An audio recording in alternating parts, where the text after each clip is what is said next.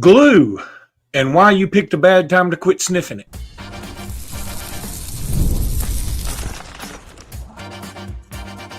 You are Locked On Bama, your daily podcast on the Alabama Crimson Tide. Part of the Locked On Podcast Network, your team every day.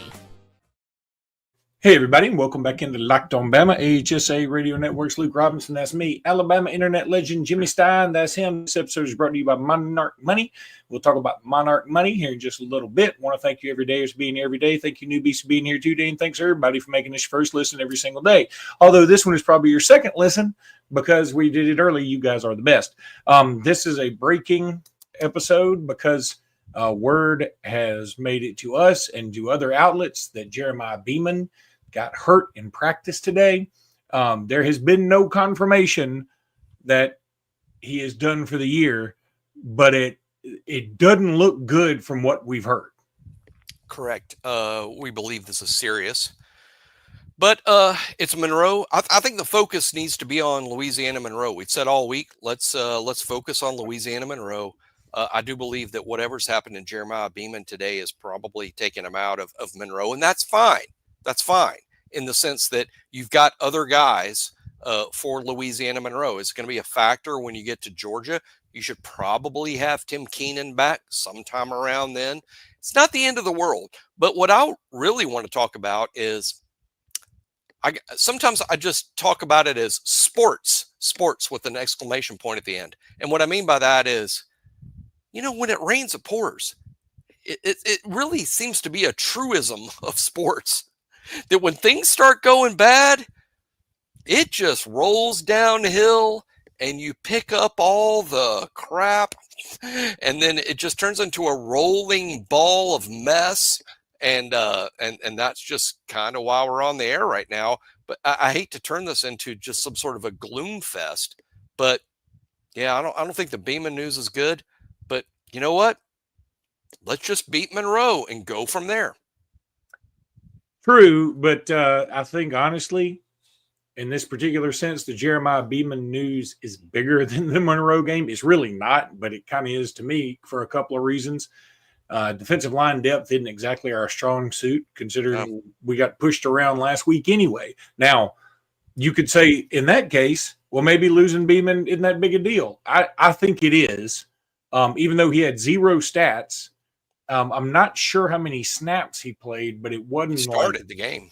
He started, but I think he only had something like 17, 18 snaps. I don't think it was like an inordinate amount. That goes back to what you said earlier. Gets me off on another tangent. Yeah. We played James Smith, Jeremiah Beaman, London Simmons, Isaiah Faga, and Kelby Collins played.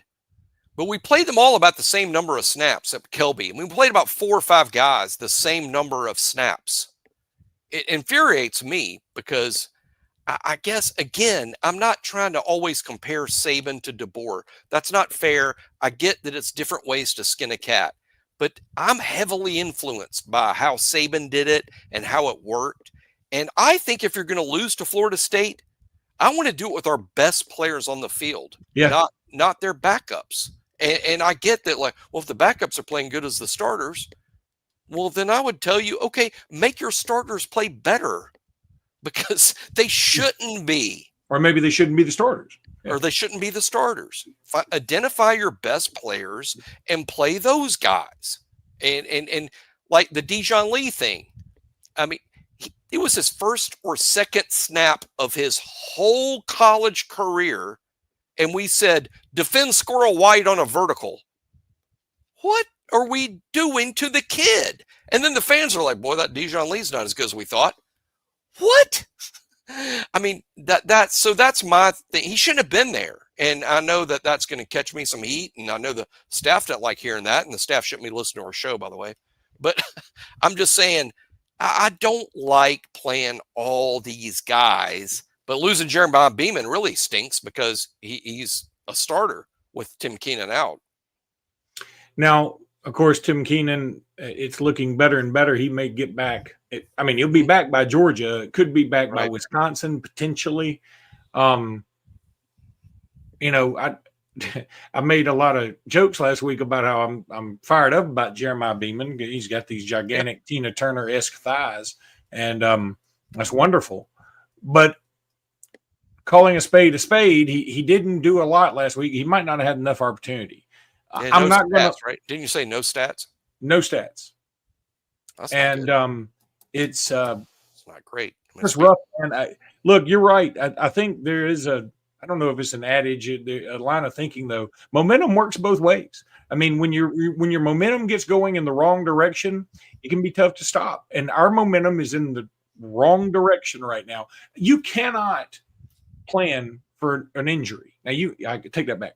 You can't plan on an injury. You can plan for an injury, but you can't plan on an injury. Right. And so the problem for Kalen DeBoer is this is a rotten cherry on top of his crap sundae right now. And he's got plenty of stuff to deal with without having to deal with a guy who's hurt, who is a starter on what some people are like, hey, that's the one position group that's got to get better. Well, we just lost a start. Yeah, and I don't know how it happened, but don't be this guy. I say that all the time. Don't be this guy. Don't be this guy that's like, we're soft. We don't practice hard enough. Then we get a player injured in practice, and you're like, they're practicing too hard. Protect the starters. I mean, don't be that guy. I mean, and by the way, today is Wednesday. The way practice works for not just Alabama, but for everyone is the most physical practices are Tuesday and Wednesday. That's how it works all over. That's not just an Alabama thing. I think sometimes people think we're doing everything wrong. Generally, Alabama's doing things like most everyone else is. But the most physical practices in college football are Tuesday and Wednesday. Now, that doesn't mean this kid hurt himself because the practice was physical. As a matter of fact, one time in Major League Baseball, the St. Louis Cardinals had the fastest player in all of Major League Baseball steal 70, 80, 90 bases a year. He was seriously injured when the infield tarp, which was mechanical, ran over his leg. It moves 2 miles an hour. So the point being, sometimes you get hurt, and it's not something that you drew up or not something because you were being reckless. Who would have thought the 2 mile an hour infield tarp would catch Vince Coleman, who runs literally 22 miles an hour? You know, I'm seeing Josh Smith says, am I muted? What? No, I said that was a lot. I didn't mean to tell the Vince Coleman story. Josh Smith says pathetic strength and conditioning. Look, I don't think that's what this is. I think this is happenstance, and it is just a shame. Look, everybody deals with a star getting a torn ACL. And you know what? Jeremiah Bean is not a star yet, so let's not go nuts. But it's just a bad spot to be. Let's also remember this. The National Football League, it is the highest priced league in the planet Earth with the highest priced athletes on the planet Earth that make multi-million-dollar investments in all of their players so they can be healthy and participate on Sundays. And you know what?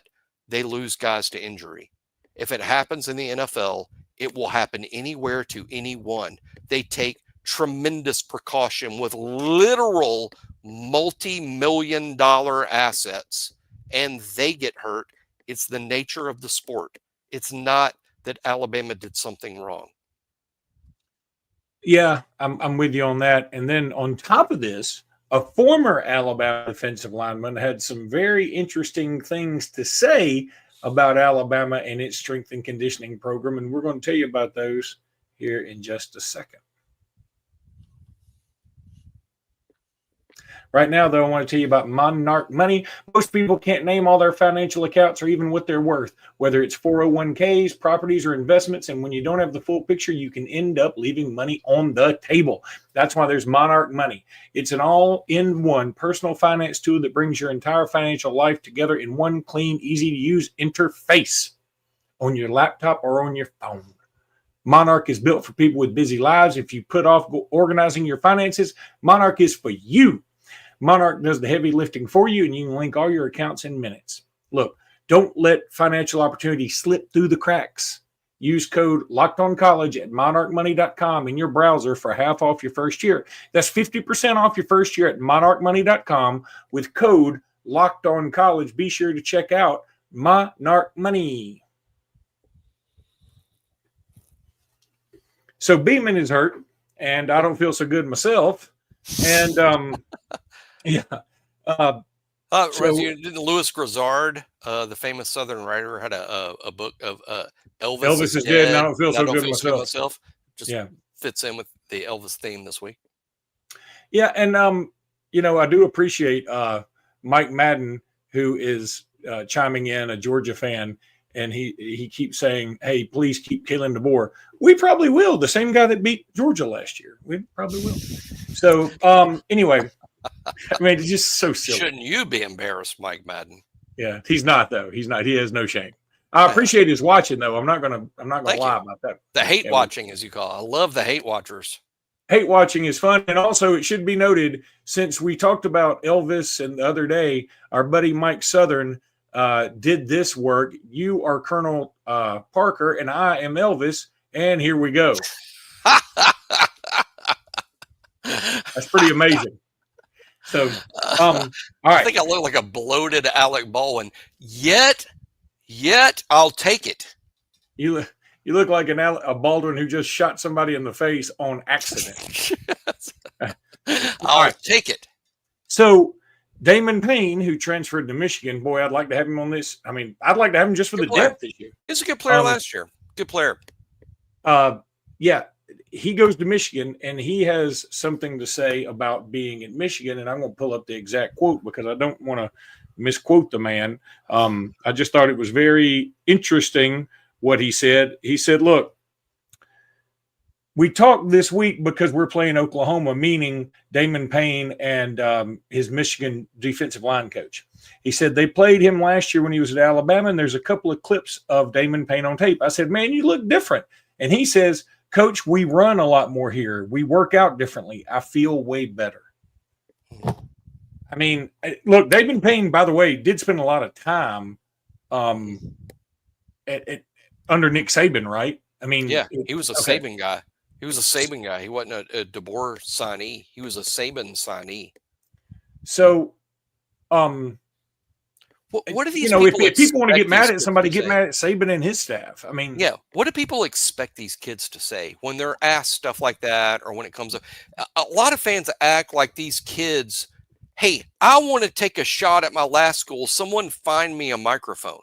But that's not how this happens. They're interviewed, and a question is asked, and they're talking, and people read too much into it. I'm not defending the kid. I'm not defending DeBoer. I'm not defending Saban. But I just wouldn't look into those words the way we look into the words from Plato or Aristotle or the president or Luke. Yeah. I mean, I'm just saying. Some of our great philosophers. I just don't take.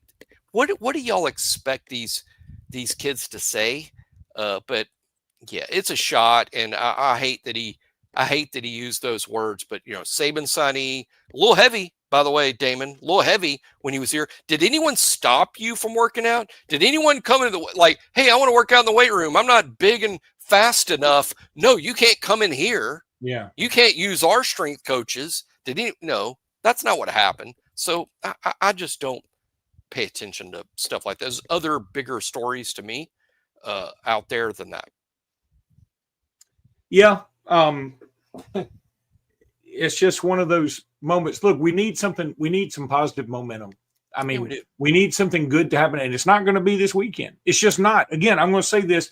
It can be good. We can be good. We could win 65-0, whatever. But what I'm saying is, if we win 65-0, like I said earlier, what people are going to say is, "Why didn't you do that last week?" Exactly, and we should that's celebrate. What's going to bother me. I couldn't agree more. If you look good against Monroe and looking good, like Jimmy, how are you defining that? Just beat the spread. Beat the spread. And I don't really care about that. I'm not a gambler like Luke is. Luke. He lives at the sports book. But I'm not a gambler like that. I'm just saying I'm not normally into the spread. This week I am, in the sense that I'm using it as a bar.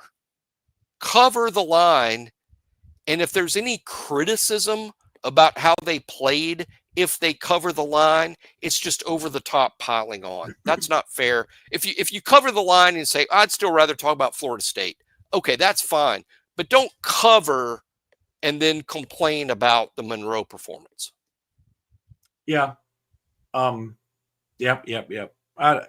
Look, we wanted to go live with this on Beaman because it is very concerning, and it's look, who steps up though, Jimmy? That we didn't address that. So who? I mean, is it Steve Mbumwa? He didn't play last week. I know. Is it London Simmons? I would say the risers, London Simmons, who played quite a bit, 20 snaps. I wouldn't say stood out, but it is a standout thing that you played 20 snaps as a true freshman. I mean, maybe it's London Simmons. So he played more snaps than Beaman. I think he did. Beaman started, and I think London Simmons may have played more snaps. They obviously love that kid. That's great. I'm not taking a shot over that. I'm not saying they're playing the wrong guys.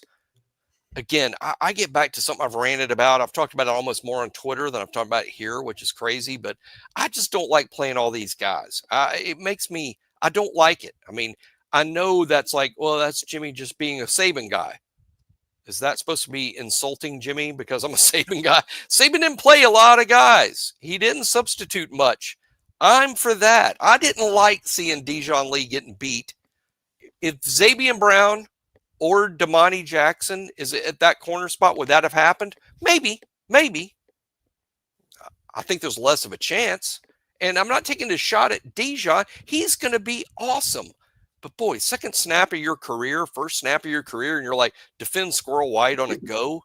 That's just a lot. And we need to put our players in the best position they can be in to make a good play. And I just don't like playing so many guys. I'm 100% on board with this. And you and I mean, I think there's a happy medium.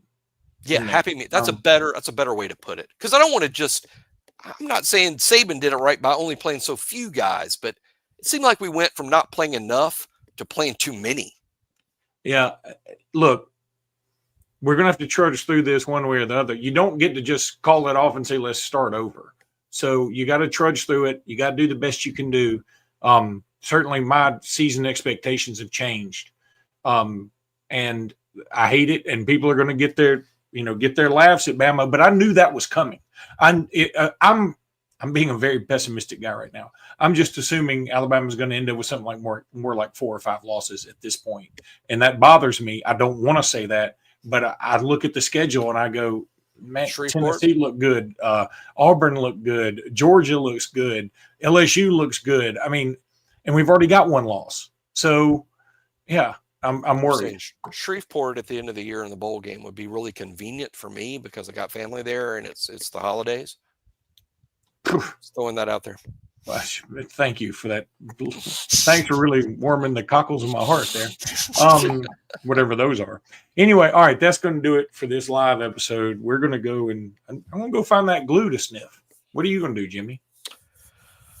Well, I don't want to talk about what I got facing me tomorrow, but rough week. But I do want to beat Monroe and celebrate a win over Monroe. I want to celebrate that. And I'm going to be pretty insistent on it on our Saturday night and Sunday show. If that happens, I'm going to celebrate that, and we're going to eradicate Florida State talk if they're impressive against Monroe. All right. That's going to do it. We'll be back soon with more. Until then, roll tide, everybody. Roll Tide.